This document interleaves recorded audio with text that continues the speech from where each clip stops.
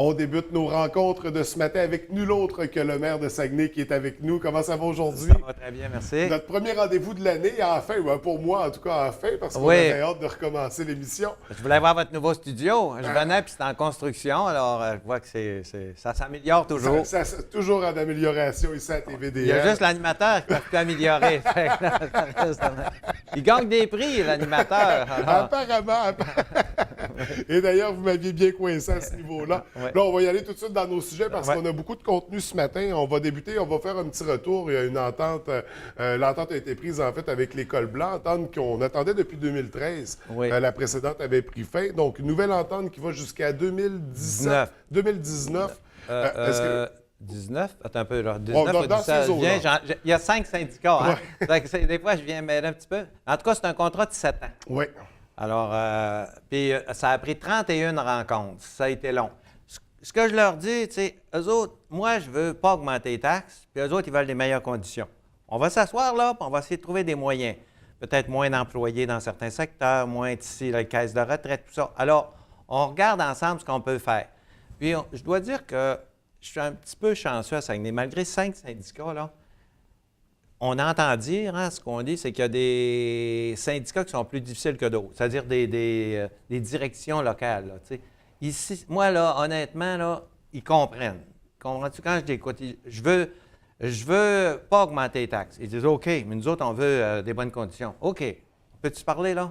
Comment est-ce qu'on fait? Puis, il faut bien comprendre une chose, c'est que partout dans la province, les fonctionnaires municipaux, vous remarquez, ils ont tous le même salaire. Aller à Trois-Rivières, ce qu'on peut faire, c'est réduire le personnel, des choses comme ça. Pourquoi ils ont tous le même salaire? C'est que quand ils vont en arbitrage, ils gagnent tout le temps. Ça nous décourage. Les maires, ça nous donne quoi? Aller en arbitrage, ça coûte une fortune, ça dure des années, ça détruit le climat de travail, puis la ville, elle perd. Ça, c'est un peu désolant. À toutes les fois que tu y vas, d'ailleurs, le maire Labo m'en parle aujourd'hui dans le Journal de Québec. Il dit lui-même qu'il abandonne ses recours parce qu'il dit, je comprends que le juge, il est toujours contre moi. Puis c'est comme ça dans toutes les villes. Alors, ça nous déçoit parce qu'on se dit, on ne peut pas aller aussi loin qu'on veut. C'est pour ça qu'on interpelle le gouvernement et on dit, donne-nous des outils pour qu'on puisse agir, nous autres aussi. Mais à date, honnêtement, à Saguenay, ça a changé beaucoup. Ils ont compris, là, le citoyen d'abord, là, ils ont compris ça. Parce qu'au début, là, c'était la machine d'abord. Ça, c'est tannant, là. Tout le temps la machine. Même si ça n'a pas de bon sens, c'est pas grave, c'est de même, puis le fonctionnaire prenait toute la place. Là, on leur a bien expliqué. Le fonctionnaire, il ne dirige pas la ville. Il administre avec la direction. Mais la direction, c'est le conseil municipal. Puis ça a été long, leur rentrer ça dans la tête. Puis je vais vous dire, là, ce que je pense, parce qu'on fait le tour, je m'en vais encore à l'UMQ, là. Oui. 90 des villes du Québec, c'est les fonctionnaires qui mènent. Au gouvernement, là, ils emmènent large. Mais normalement, c'est pas ça. Ça ne veut pas dire que le fonctionnaire n'est pas bon, ça ne veut pas dire qu'il est comme ci, qu'il est comme ça.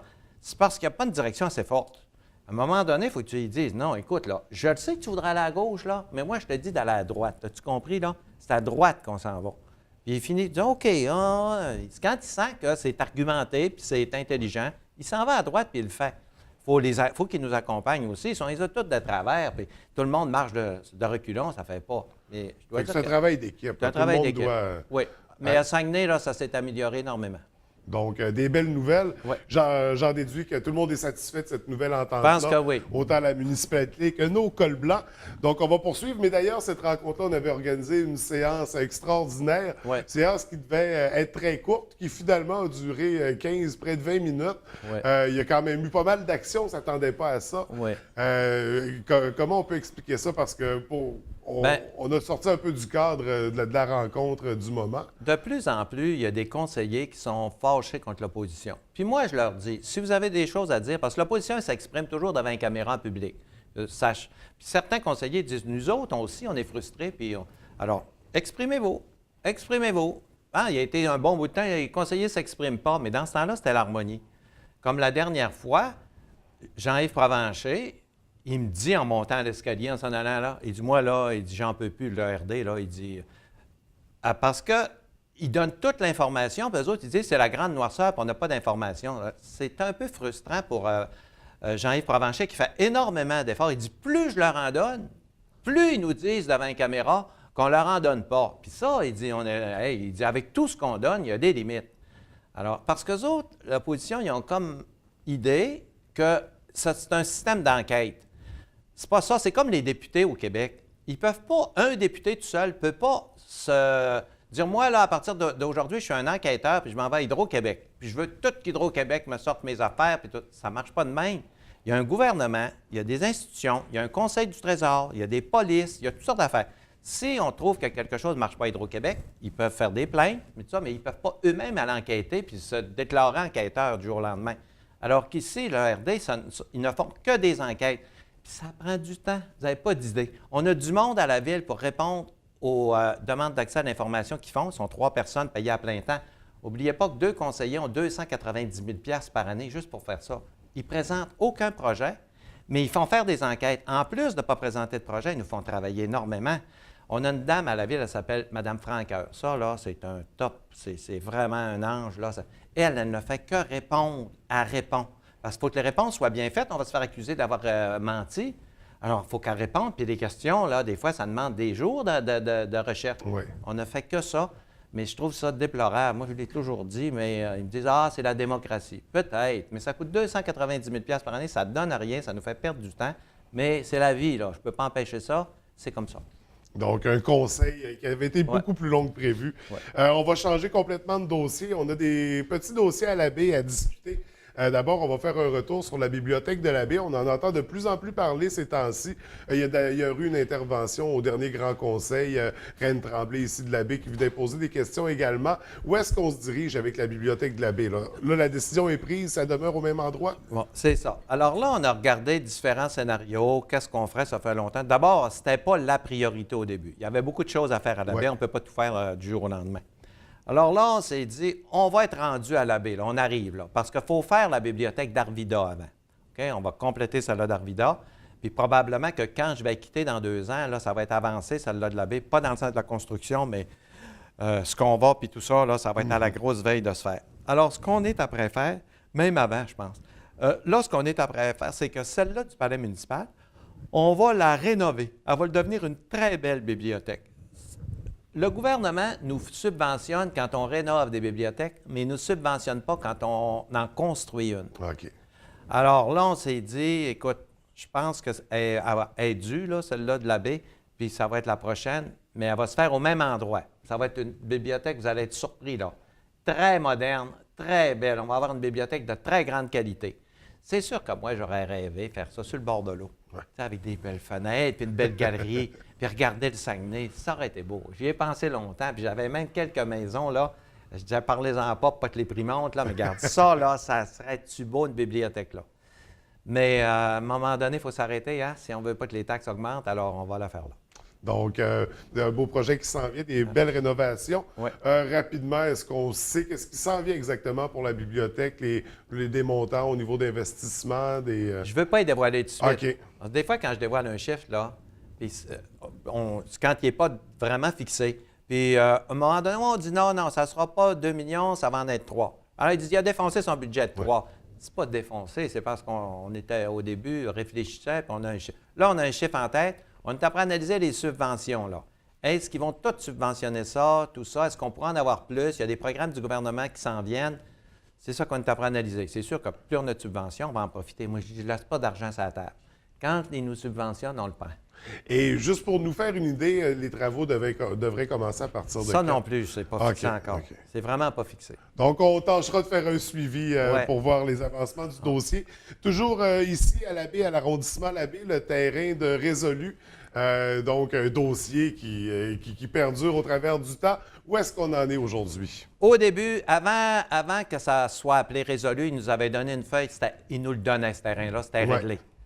Là est arrivée la fameuse affaire de résolu, là, la faillite, tout ça. Bon. Le résolu nous a dit non, on ne vous le donne plus. On a dit ça n'a pas de bon sens. Rio Tinto est arrivé. Rio Tinto a pris le tiers. Toute la partie près de ses installations. Donc, il reste les 2 tiers. Les 2 tiers, là, au début, ils ne nous le donnaient pas. Finalement, ils ont dit OK, on vous le donne. Là, ce terrain-là, il y en a qui ont dit qu'il était pollué, il y en a qui ont dit qu'il n'était pas pollué. Apparemment, il ne l'est pas tant que ça. Sauf que c'est résolu qu'il y ait papier, puis ça prend du temps qu'ils nous les envoient. Ça finit plus de finir. C'est juste ça qui nous manque parce que M. Garneau m'a dit oui, on vous le donne. OK. Avec certaines conditions. Là. Il ne voudrait pas voir arriver des grosses constructions là-dessus. Il ne veut pas qu'on fasse des condos ou des affaires. Puis moi non plus, ça donne bien. Puis le conseil municipal, j'espère que non.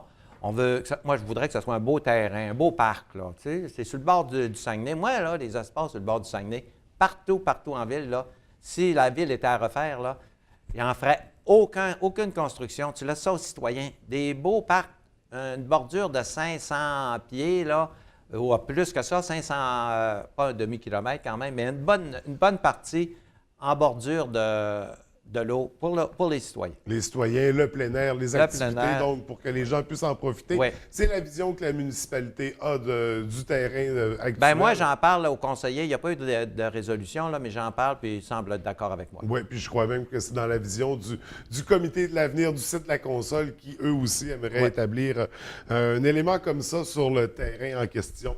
Donc, un petit retour également ce matin sur le dossier du Centre Georges Vézina. On sait que ça a fait couler beaucoup d'encre. Ouais. Les gens se sont manifestés. On veut une glace olympique, on veut pas une glace olympique. Salut aux Saguenayens. On en a besoin pour nos athlètes du patinage de vitesse. Qu'est-ce qu'on fait avec cette glace-là? Bon, c'est ça un débat, hein? Quand j'en parle, on lance une idée, puis on dit arrivez avec dites-nous ce que vous en pensez. Effectivement, les gens veulent garder la glace olympique. C'est évident. Il y avait des solutions. C'était de faire une glace olympique ailleurs. Par exemple, au centre Jean-Claude Tremblay. Oui. Il faut refaire la glace. Elle est finie. On est rendu là. Tant qu'à la refaire, faites-la plus large. Mais là, tu enlèves des gradins. Tu ne peux pas faire de spectacle parce que là, c'est beau, là, les gens vont patiner, mais tu n'as presque plus de banc. Alors, on a décidé que ça ne serait pas là. Bon, on a décidé. C'est ce qui se discute. Il n'y a pas de résolution de fait. Oui, il n'y a rien de tranché. Il n'y a rien de tranché, mais ça va pas seulement. Puis, on aurait pu aussi faire une glace olympique au pavillon de l'agriculture à côté du Centre Georges Vézina parce qu'elle aussi, il faut la refaire. Mais ça aussi, là, il y a encore moins de gradins qu'à Jean-Claude Tremblay. Mais ça va. Le Centre Georges Vézina, la glace devrait rester comme ça. Mais le reste, ça va être réparé. Juste refaire le toit, là, c'est fou raide, là. C'est plus de 7 millions. Juste refaire le toit, parce que le toit, il n'est pas assez solide. Depuis qu'on a installé le gros cadran, on ne peut plus accrocher rien parce qu'ils nous disent que c'est... Tu sais que la sécurité aujourd'hui, des fois, c'est un peu exagéré parce que, en fait, l'ingénieur qui a fait ça, il m'a dit, écoute, pour que ça tombe, là, il faudrait qu'il y ait 5 pieds de neige sur le toit, qu'il y ait en même temps un tremblement de terre, puis que tu aies accroché tout ce qui s'accroche, tout ce qu'il y a de possible d'accrocher en dedans. Puis on fait nettoyer le toit tout le temps. Regardez le Centre Georges Vézina, ça coûte 75 000 par année seulement pour enlever la neige sur le toit. On fait enlever ça régulièrement. On va refaire le toit, mais on va le refaire beaucoup plus grand. Ça va nous permettre d'agrandir avec des passages. Ah, ça va devenir chic, là, vous allez voir, ça va être vraiment un beau centre. On va mettre plusieurs millions et on va... j'en ai parlé avec des personnes du gouvernement. J'ai envoyé quelqu'un voir M. Couillard. Il a dit que oui, ça avait du bon sens, c'était une priorité. Denis Lemieux aussi. Donc, c'est bien parti, ça. Donc, des beaux travaux. On va restaurer la bâtisse pour notre glace. Et d'ailleurs, moi, j'ai un spécialiste ce matin en studio de restauration de bâtisse sur les glaces. On est avec Philippe Bellé. Avez-vous entendu parler du projet Pimp Ma Cabane? Oh non. Sur les glaces de la baie? Non, vous avez... Pimp Ma Cabane. Bien, vous resterez pour la prochaine entrevue. On va vous présenter ça. Écoutez, monsieur le maire, c'est tout le temps qu'on avait ce matin, malheureusement. On se retrouve dans 2 semaines, nous, pour notre prochaine rencontre. Dans 2 semaines. Une bonne fin de journée. Au revoir. Merci.